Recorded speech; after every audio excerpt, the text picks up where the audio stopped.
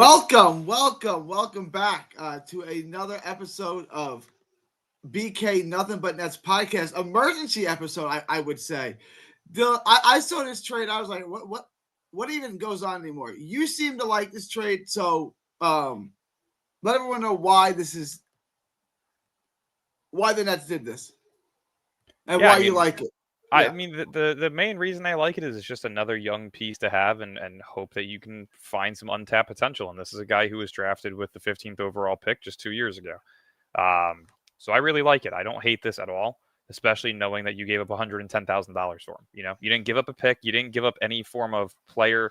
There's still room for Brooklyn to make numerous other moves to get to that floor limit of the cap and things of that nature. So I think that this is a very interesting deal. Nothing too crazy. It's not spectacular, but it's also something that doesn't cost you anything. So I don't have any problem with it. Resident Nets fan Alan Adeltol says, "Ha ha ha ha ha ha ha." Thanks for taking him off. It's not a lot of money. Like it's not to me. It's No, not it's a four and money a half thing. millions. Yeah. It's 4.5 million. It's nothing. I mean, that doesn't hurt us whatsoever. Now, if we were giving up, a pick or something like that, then I'd be like, probably not worth it if just to take on salary. But you're taking on salary practically for free. I don't have an issue with that. Bufkin was a highly touted guy, All American. Went to Michigan for 2 years, I believe. Not too sure. Is he more a one? Is he more a two? Is that the issue that he's neither a one nor a two? What can you tell us about Kobe Bufkin, the player? Yeah, I think he's a combo guard. I don't think there's a specific one or two that fits him best. I think he can do a little bit of both. Probably not good enough to be your primary ball handler, but probably not good enough to be your primary scorer as well. So more so a guy that can do a little bit of both at a good level. But yeah, that's why I think that this is a very solid move. It's going to be interesting to see how it's utilized. Again, just based on the simple fact that we now have, Nolan Traore, Yeager, Cam Thomas, now Bufkin, Terrence Mann. The guard room is filled, so there's really no more need for guards. Which kind of brings me to my theory is there something brewing with a Cam Thomas trade? This is we talked about this earlier. It's clear as day that both sides of this relationship don't want to be with one another. So is this now where we're going to start seeing some traction on a Cam Thomas deal? That would be very interesting to see before the season. Bufkin to me is an interesting player, good body, right? Physical player. He can create his own shot. I was kind of leaning towards the same thing. You're not going to really play him with Cam. He's a better athlete than Cam. He's got some physicality. He can create the bump, score off the bump. He can create his own shot. He can score off the dribble. He can do some things. He's also probably a better ball handler than Cam Thomas, right? In terms of separation to get a shot up, no. But in terms of overall protection of the ball, probably. Yeah. So we talked about on the first show, I don't want to see Cam Thomas play at all. We both kind of agreed on that. We don't really want to see Cam Thomas play at all for the Nets because there's no point. It's not that I don't like Cam Thomas. I love Cam Thomas. It just doesn't make any sense to have him play anymore, right? He doesn't have a function here. He doesn't have a role here. He's not going to be here. Kobe Bufkin, I would imagine, has 2 years left on his deal. This year, 1 year with a team option on the last one. So they can either allow him to hit unrestricted free agency by declining that option this upcoming offseason, or they can accept it and have him back on a 1-year deal. So considerably 2 years if they accept it, which I don't see why you wouldn't, unless if he's used in a trade piece later on to move off of a contract of some sort. This is year 3 for him, or this is year 2? This is year 3 for him, right? This will be year 3 for him. Yeah. 3, yeah. See, to me, and I'm kind of just spitballing here, but it would make so much sense for the Nets to now package up, Claxton and Bufkin, for RJ Barrett and a pick. That's let's talk about that because now the salaries are really going to match. Yeah. This is a guy that was picked 15th overall. Like I said, McDonald's All-American, 5-star recruit to Michigan. Obviously, there's some upside here. Is he? would anyone be interested in him? Or is Brooklyn kind of the right place for him because you can let him explore and see what we have in him? Yeah, I definitely think you can let him, kind of explore and see what he gives you for the first half of the season. If there's some stellar performances and looks of improvement, why not keep him for the remainder of the season? Get him back on a $4.5 million deal the year following, and then you have him as an expiring contract where, all right, he either improves and you can decide his future, whether that's him staying here or trading him for some value. Or if it doesn't work out, again, you can either trade him for, in a package for some value, or you can just let him walk in free agency. Regardless, I think it's a win-win for Brooklyn. They gave up nothing for him. I definitely am. I'm cool with this move for sure. I'm fine with the move because it didn't cost us anything other than a roster spot, which we don't have. Hey, listen, I've been saying it for too long. People refuse to want to believe me. Keon Johnson, Jalen Wilson, Tyrese Martin, these guys are out. They should be. There's no reason for them not. We tried it last year. Obviously, it didn't work. None of those guys are NBA players at all. I thought maybe we could trade Keon Johnson to the Knicks for 6 first-rounders. 3. But, those guys had their shot. It didn't work. Maybe they can catch on somewhere else. Probably not. But I would much rather try out, so to speak, try out Kobe Bufkin than just bring Keon Johnson back, who sucks, right? Like he's only, I'm looking at his career stats right now. He's only played 27 games in his whole career. 2 years. Bufkin? Yeah. He played 17 his rookie year and 10. He only played 10 games last year. Yeah, he's dealt with a couple of injuries, so it's more of like it's one of those Sean Marks rehab assignment guys that he loves to take risks on, but we'll see. I don't see any downs. The only downside is he's going to take minutes away from Derek Whitehead or I guess White or Trey, or he's going to take minutes away from someone. But we've talked about it as a little bit off air. Player one says Bufkin isn't an NBA player either. I'd like to know Alan's seen him play. Alan's a Hawks fan. He's going to be more familiar with him. Player one says he's not an NBA player either. What are your thoughts on that? Is he an NBA player? There's room for improvement, right? When you're drafted to a team that has Trae Young and DeJounte Murray, you're really not given opportunities. So again, it comes down to the right situation, right? Obi Toppin was the 8th overall pick. He played for the Knicks. He didn't look great. And guess what? He ended up going to Indiana and becoming a key rotational piece. So to me, it's always about the fit of the team, right? You've seen it with a lot of players in the past where their initial drafted team does not work out for them and they find a better place elsewhere. Now, for a 15th overall pick, is he where he should be in his career? Most likely not. But again, that really just comes down to the situation that he was handed. So yeah, I am expecting some form of improvement, some form of interest. Oh, sorry. I just got an Adam Schefter tweet, and it says Tom Brady is coming out of retirement, but it's for some bullshit. He just cucked everybody. Jesus, that scared the shit out of me. I was like, please don't be the Bengals because I'm a Steelers fan. But yeah, no, I like the Bufkin move. I don't think there's really any form of downfall to it. It's not gonna hurt us. No, I mean, look. Okay, we got the Hawks, but we got the resident Hawks fan in the house. My good friend, who I had the displeasure of watching the Jets game with yesterday. Give me some better news than what we had to endure yesterday. Wearing the Hawks hat too. Tell us something about Kobe Bufkin. First of all, can you hear me, guys? Loud and clear. Sir. Okay.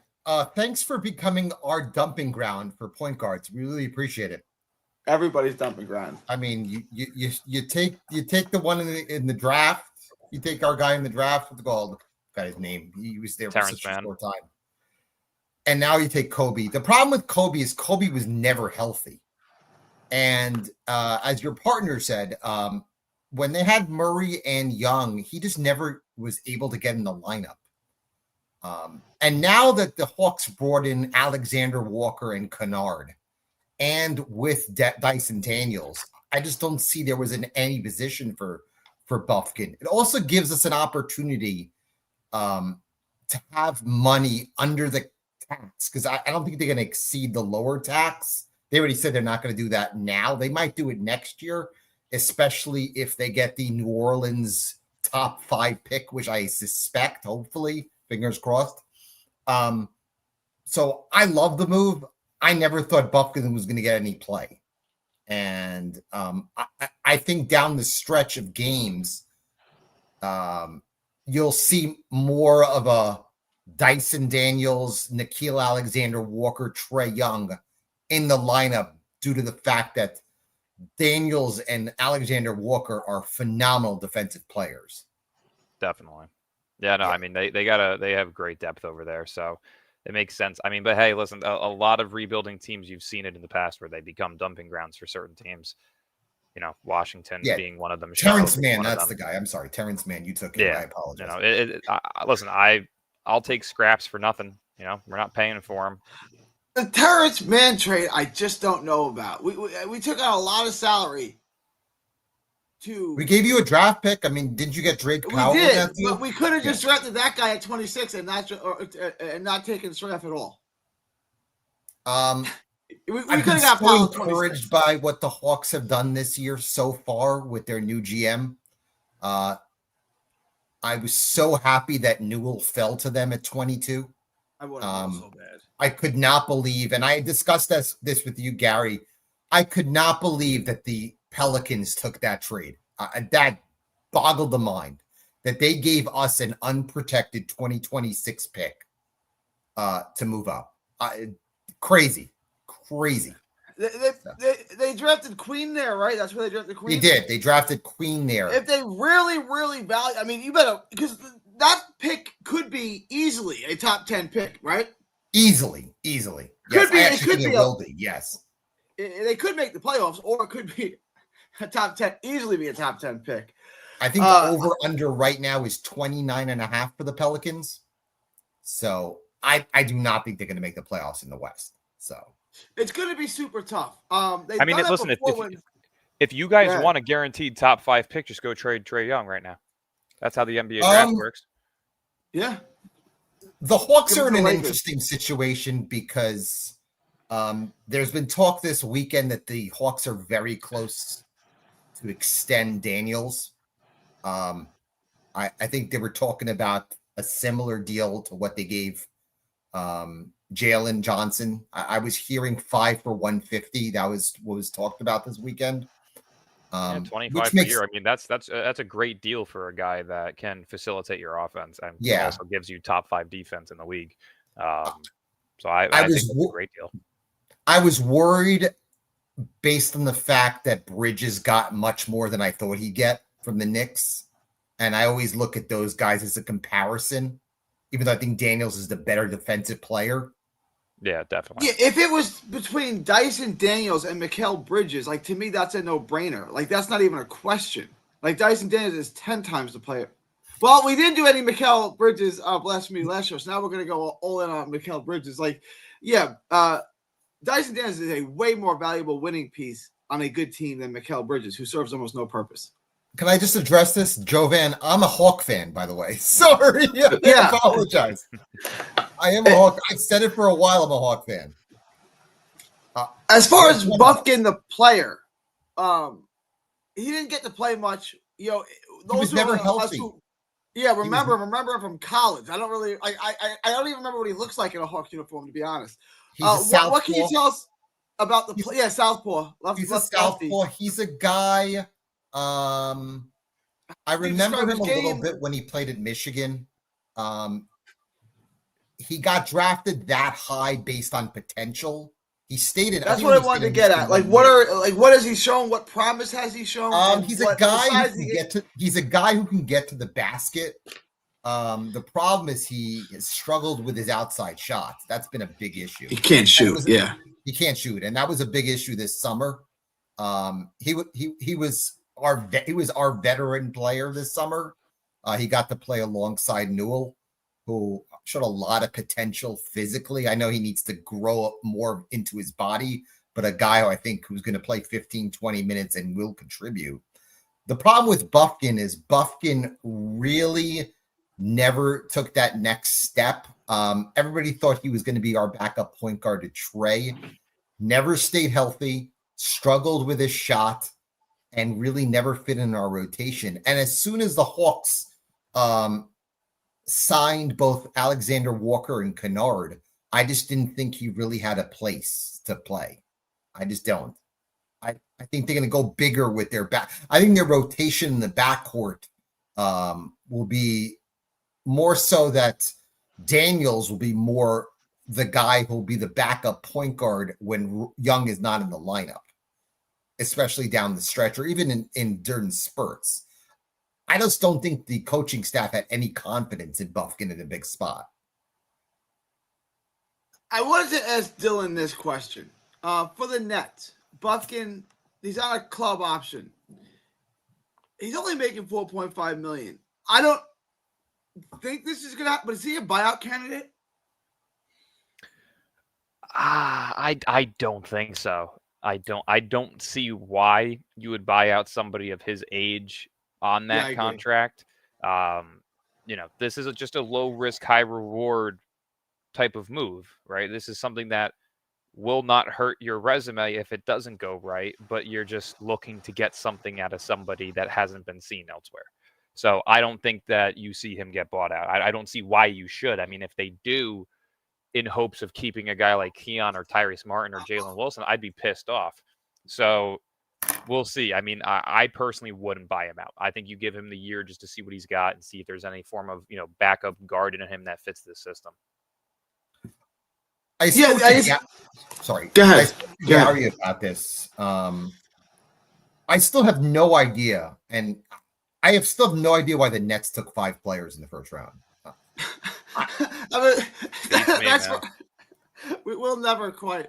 And the idea that the Pelicans actually called everybody after they took Fears to make that trade, and we're offering the unprotected 2026 first for a team like the Nets that's pretty much not going anywhere.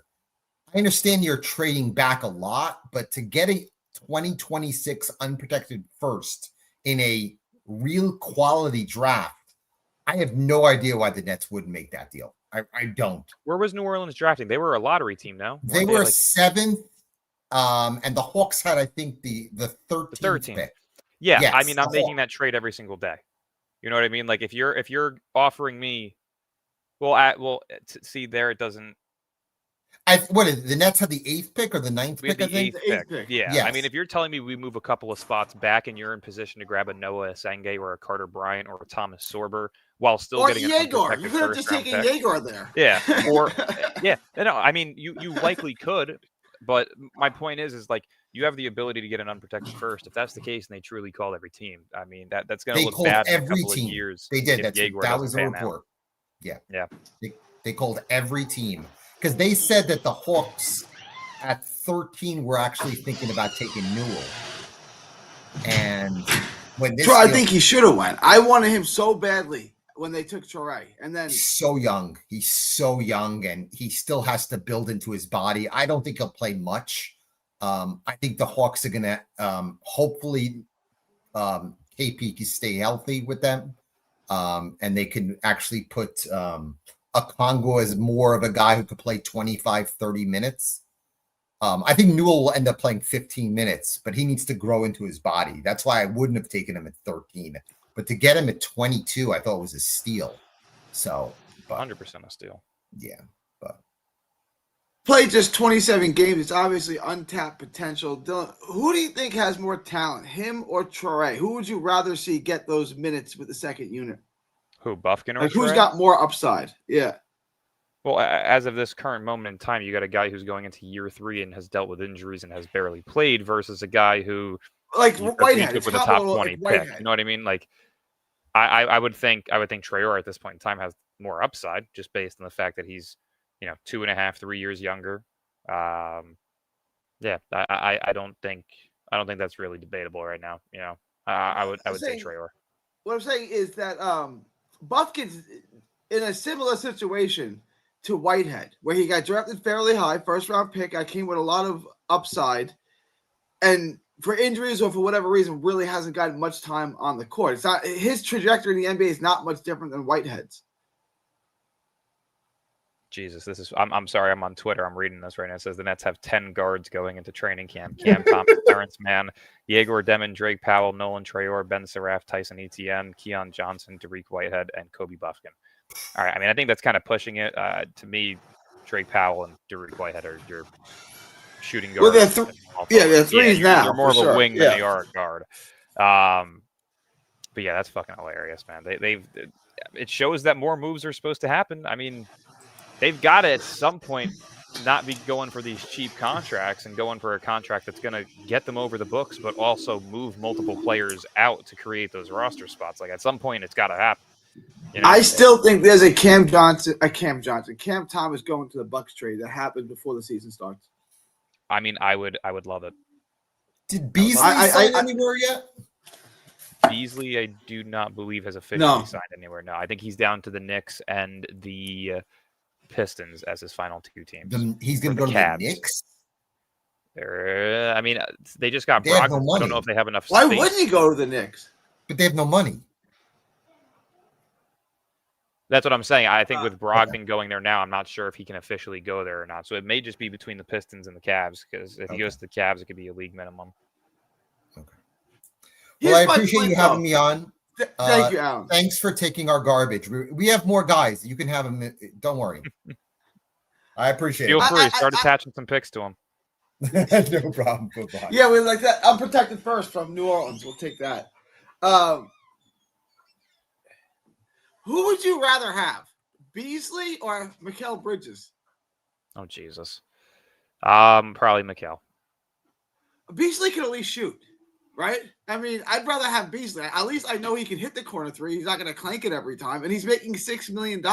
This is why that well, he made $6 million last year. That's why that Bridges contract is so egregious to me. You could replace him with anybody. I don't get it. I don't want to. Oh, Josh, what up, Josh? Check out Josh Wolver over at Brooklyn Boys. Is this so? Two things. Does this absolutely send Seraph to Long Island? And does this basically mean that Cam Thomas is not going to play for the Brooklyn Nets this year? I hope so. Again, on both accounts, yeah. Yeah, I mean, like, it's just listen. I like the guy. I think that he's a good basketball player. But if you're going to openly try and go out of your way to screw my team, fuck off. Just get out. And I hope we screw you too. It's a fair point. I don't have remorse for things like that. Like the whole like even with the Steelers, right? I'm like Cam Hayward's one of the greatest defensive ends that the Steelers have ever had. He's a future Hall of Famer. He's looked at as the captain of the Steelers defense. He sat there and sat out of the entire training camp and threatened to not play in the regular season just to get a $3 million extension for incentives only based on playoff performance. The fact that you caused all of that, I don't have respect for you. And it's the same case for Cam Thomas. You sat there and tried to make it look like you were worth something that you weren't. And you're ultimately trying to screw us back in advance. You could have taken a fair deal, and you could have gotten paid double the money that you now are going to make this year. You're an idiot. So I have no remorse for him. He doesn't, like, I understand both sides here, right? Like, I hate it when mommy and daddy fight kind of thing. Like, but I understand both sides. Like, I understand why Cam Thomas was insulted. And I understand why the Nets weren't going to offer him anymore. I understand both sides of the argument here. The Nets didn't want him first. That's kind of what it comes down to. If the Nets welcomed him with open arms and offered him, like I would have, 4 years, $80 million, so I want you here, he would have signed the contract, right? Even though he wanted 30, if they would have said 4 years, $80 million, sign on the dotted line, he would have taken the contract, right? Who knows? I mean, it would be insane. He's got a very large ego. I will say that for a guy that's never proven anything in his career in terms of being some form of all-star, he's got an ego on his head. You've seen it on the bench when he doesn't get minutes when he feels like he should. Yeah, it's just I'm not the biggest fan of him. You know? Why is that a bad thing though? Like, why is that? Like, shouldn't he? Like, he's a scorer. When you're good, you can he's talk. The best on earth. When you're good, you can talk. When you're not, just play the game and improve. I don't want to hear your mouth. I don't want to see your attitude. I don't want to just the glorifying of mediocrity needs to stop with Nets fans. Like, I understand we have never accomplished anything, quite literally, in the NBA. Yeah. We haven't, but Nope. that doesn't mean settling for mediocrity. It's for me, it's championship or bust every single year. If you don't have the team to contend, bottom out and get the necessary pieces through the draft. And I feel that way about every team that I'm a fan of. Well, because you've seen your team wins. People like me, I'm 42 years old. I've never seen any of my team win. The best season I've ever had was 01-02 when Jason Kidd took the Nets to the finals. That's the best. That's as good as it's gotten for me as a sports fan. Seriously, that's the best season I've ever had as a sports fan.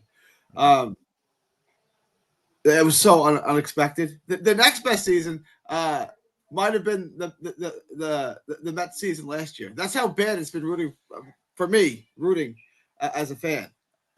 So I understand what you're saying. I agree. Mediocrity. You do not want to be the Chicago Bulls. You don't want to be the Sacramento Kings. You don't want to be a 500 team with no direction. That's not a good place to be. That's kind of where Miami is right now too. I don't know what you do. So what you're saying is now that we have Kobe Bufkin, you're not calling off the tank, correct? Tank is still on. Kobe Bufkin doesn't. Tanking is still alive and well. No, I like this move. I hope he gets lots of minutes. Like I said, to me, the only thing is, look, and I don't think Saref is any good. Hopefully I'm wrong. Hopefully Saref is good. But this sends. I don't see how this does anything but send Saref to the G League, and Whitehead is going to lose those minutes now. I don't like. You know what I'm saying? Like Whitehead's going to get less minutes, and Saref's going to Long Island. Yeah, I mean, there's a possibility. I mean, I think Saref was going to Long Island no matter what. But why not just now we have another guy? But why not just play Saref? You know what I'm saying? Just play him. If he sucks, he sucks. Who cares? Like at least we find out the answer. I'm being serious. I'd play him 15 minutes a game off the bench. If he's the worst thing ever, well, we got our answer, right? Like the same reason that OKC values their G League as well. Same way. Whatever they do, just do the fucking same. Don't ask questions. Don't think that it's not going to work. Just do the same exact thing that OKC has done for the past 8 years. No, I agree. And I've said this. If OKC or Danny Ainge offers you a trade, just say no. Because they're robbing you in that trade. So if Danny Ainge calls me up or Sam Presti calls me up for a trade, you know what my answer is? Have a good day. Yeah, and that guy that he wants, I'm not giving him 35 minutes a game. I don't care who it is. You want him? No, you can't have him. Now we're going to take him seriously. Yeah, exactly. It's really, you got anything else you want to add? I mean, I don't have a ton here. This is Kobe Bufkin. He's got a great name. That's honestly, there is really not much else to it. You know, it's an interesting move. Hopefully there's some other moves following up with this over the next couple of weeks, especially with training camp coming around the corner. So we'll see. I'm still hoping for a Cam Thomas deal, so this way we don't have to have that headache over our head for all of next offseason. Within the next 7 days, we're going to be doing an emergency podcast that Cam Thomas has been traded to, I think, the Bucks. But he'll be traded within the next 7 days. I hope so. I'm going to say to the Bucks. I want this over with. I think we're at the end. I don't think he's playing for the Nets. I do not. I think he's played his last game as a Brooklyn Net. I hope. I don't even know what to say. I love Cam Thomas, but the relationship is obviously over. It's over like when Tiger Woods' wife found out how many girls he slept with. Okay, well I can't continue with this relationship anymore. You can't keep going after that. Over. Yeah, this is over. This is done. So I think Cam Thomas has played his last game as a Brooklyn Net. I think. Would you agree the Bucks is the most likely landing spot for Cam Thomas? I mean, I think that's one of the three. You know, I definitely think that is a smart option on both sides. You know, you get your secondary scorer, but you're also getting, somebody that you're also getting a partner in that trade that will be forced to give things up that they probably don't want to give up. Right, which is kind of how. And that also puts you in the position where, hey, if Giannis doesn't like how the team looks, next year when you don't have your own pick and you're looking to improve the roster and you have a shit ton of cap space, is it stupid to go after him? Maybe not. So we'll see. That's really all I got, Dylan. I mean, those were your closing thoughts. All right, Kobe Bufkin is a net. How much today? $110,000. $110,000. What does that even do? Like, what? Like, give me more than $110,000. Like, It's more. It's more so just to get them under a certain point that they were looking to get under. Oh, I get it, but like, yeah, I get it. I get why they did it, but it just seems like a strange 100. No, give me 400,000. Like, the Nets are still going to do it. That gives me a little bit of wiggle room, no?